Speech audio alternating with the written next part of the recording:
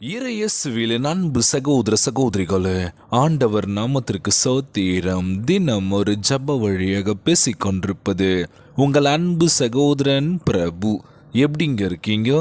இன்றைய நாள் எப்படிங்க போச்சு? உங்களுக்கு மகிழ்ச்சியாக இருந்தீங்களா? எப்பவுமே சந்தோஷமாக இருங்க. நம் ஆண்டவராகிய இயேசு கிறிஸ்து நம் ஜெபங்களை எல்லாம் கேட்டு நம் அனைவரையும் ஆசீர்வதிக்க போகிறாரு. நம் இல்லங்களுக்கு வர போகிறாரு. மகளே மகனே கலங்காத, மனம் உடைஞ்சி போகாத, நான் இருக்கேன், உன் கூட தான் இருக்கேன், தைரியமாக இருன்னு சொல்கிறது யாருங்க? நம்ம எஸ்ஸப்பா. ஆமேன். அன்பு சகோதர சகோதரிகளே, நம்மளுடைய வாழ்க்கையில் யாராச்சும் பாதுகாப்பாக இருப்பாங்க, எப்போவுமே நம்ம கூடவே ட்ராவல் பண்ணுவாங்க, கடைசி வரைக்கும் இருப்பாங்க அப்படின்னா அது கேள்விக்குறி மட்டும்தான். நமக்கு நம்ம தான் கடைசி வரைக்கும் ட்ராவல் பண்ணக்கூடிய நம்மளுடைய நிழல் நம்ம கூட வரும். ஆனால் கடைசி வரைக்கும் நான் நண்பர்களாக இருக்கட்டும், இல்லை சொந்த பந்தங்களாக இருக்கட்டும், யாராவனா இருக்கட்டும், நம்ம கூடவே ட்ராவல் பண்ண முடியாதுல. இனி எதிர்பார்த்து காத்துட்ருக்கோம்ல. என்ன அப்படின்னா, யாராச்சும் ஏதாச்சும் பண்ண மாட்டாங்களா, யாராச்சும் எனக்கு சப்போர்ட் பண்ணி பேச மாட்டாங்களா, என்ன பார்த்துக்க மாட்டாங்களா, எனக்கு பாதுகாப்பாக இருக்க மாட்டாங்களா அப்படின்னு சொல்லி.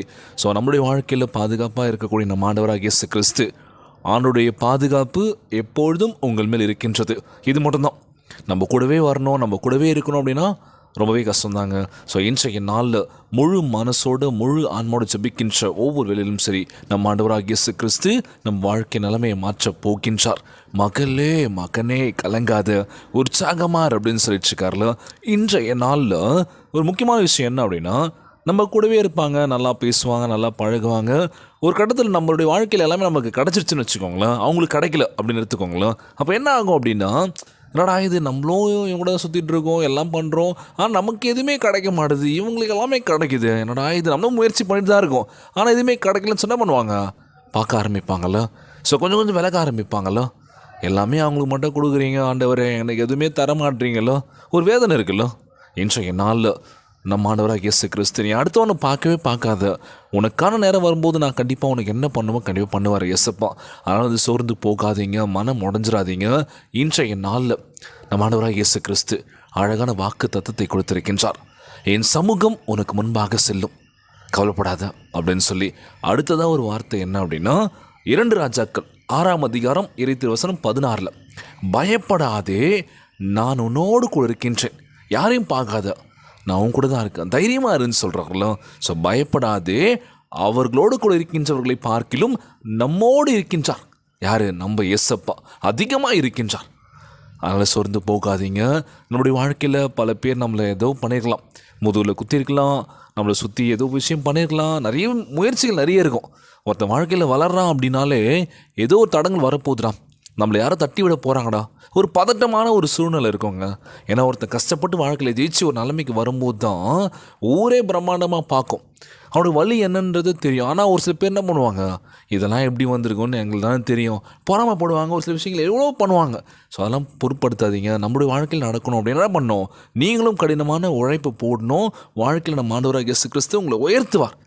அதனால் சோர்ந்து போகாதீங்க, யாரையும் பார்க்காதீங்க. முதலாவது உங்களை நீங்கள் பாருங்கள், அவ்வளோதான். நம்ம தோற்றத்தை பாருங்கள், நம்மளால் முடியும்ல.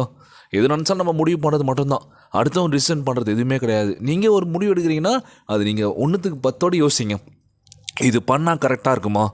ஸோ நம்ம கேட்கலாம், யார்கிட்ட? நம்ம ஏசப்பா கிட்ட கேட்கலாம்டா, அவர் என்ன சொல்கிறார் அப்படின்னு சொல்லி மனசுல ஜெபிக்க ஆரம்பிங்க.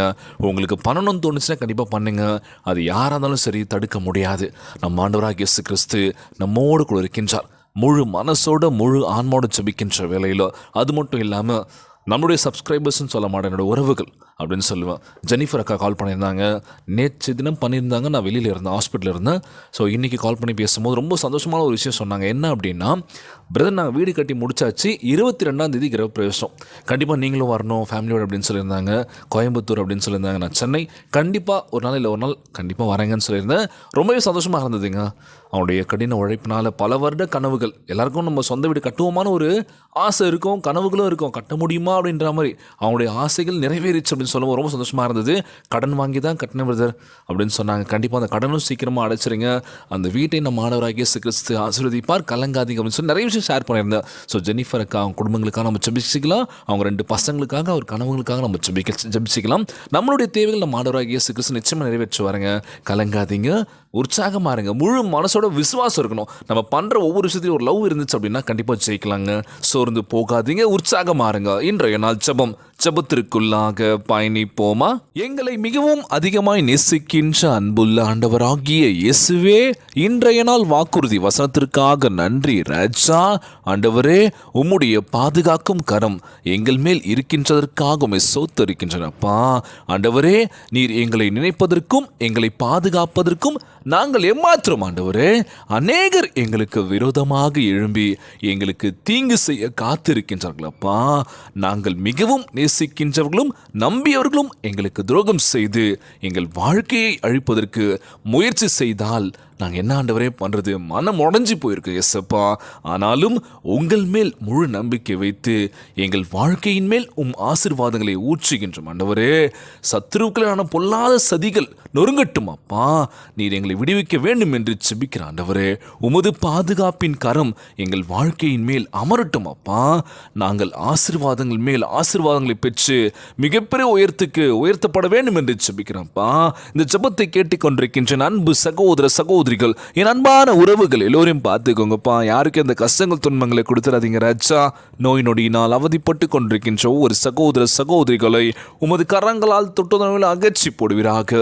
உம்மால் கூட அது காரியம் ஒன்றுமில்லை ஆண்டவரே. எல்லோரையும் பார்த்துக்கோங்கப்பா. உமக்கு முன்பாக கண்ணீரும் கவனமற்று வைக்கின்ற ஒவ்வொருவரையும் பாருங்கப்பா.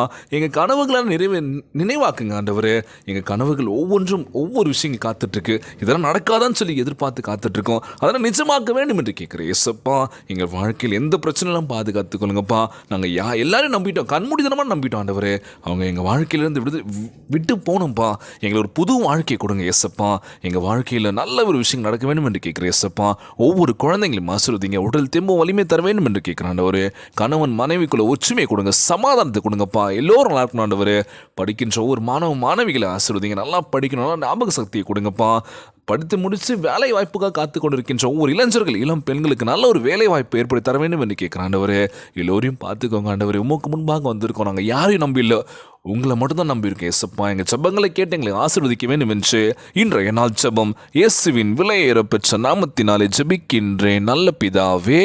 ஆமேன், ஆமேன். இயேசுவுக்கு புகழ், இயேசுவுக்கு நன்றி. மரியே வாழ்க. God bless you all. தொடர்ந்து ஜெபியுங்கள், வேதத்தை வாசியுங்கள். ஆண்டவர் நம்மோடு கூட இருக்கின்றார். மரியே வாழ்க.